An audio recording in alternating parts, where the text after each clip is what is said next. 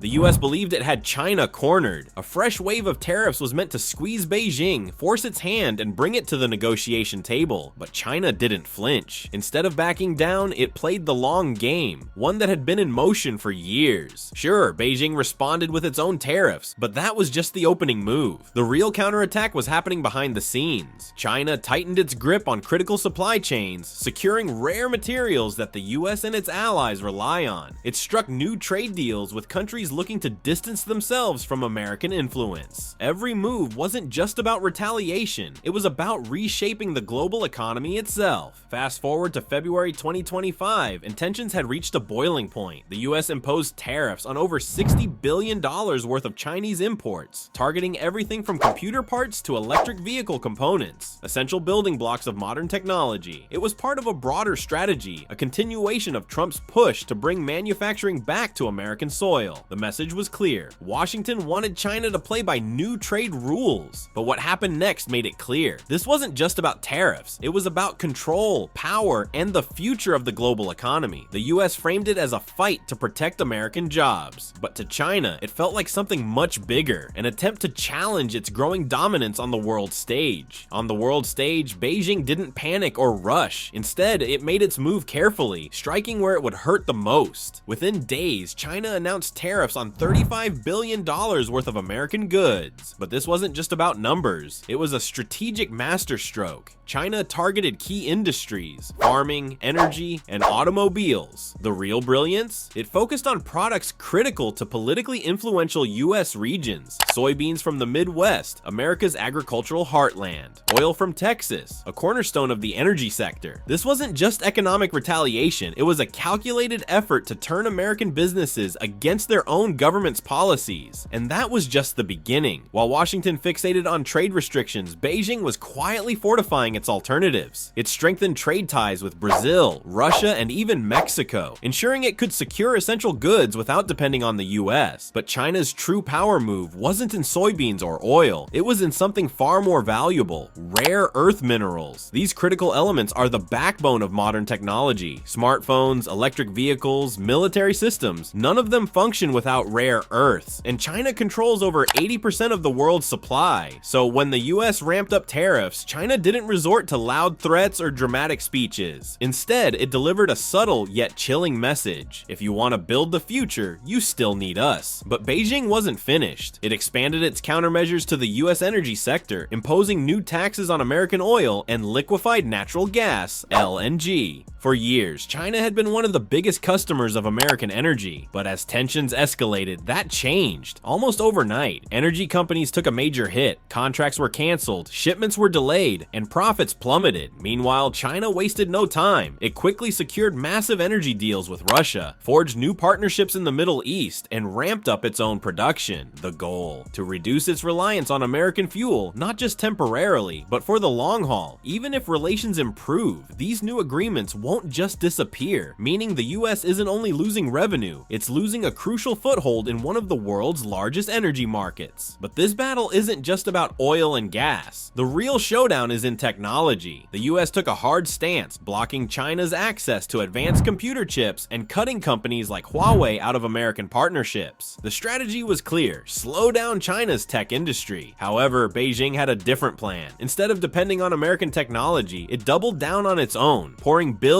into developing homegrown semiconductors, advancing artificial intelligence, and expanding 5G networks. The result? China's tech sector isn't just catching up, it's competing on the global stage, and in some areas, even pulling ahead. While most of the world focused on tariffs and trade bans, China played another quiet yet powerful card: US debt. For years, it has been one of the largest holders of American government bonds, with over $800 billion invested. Selling it all at once would hurt China too, but the leverage it holds is undeniable. Making small moves may not grab headlines, but they can have a lasting impact. After the tariffs, China reduced its purchases of US debt, triggering a chain reaction. Borrowing became more expensive for the American government.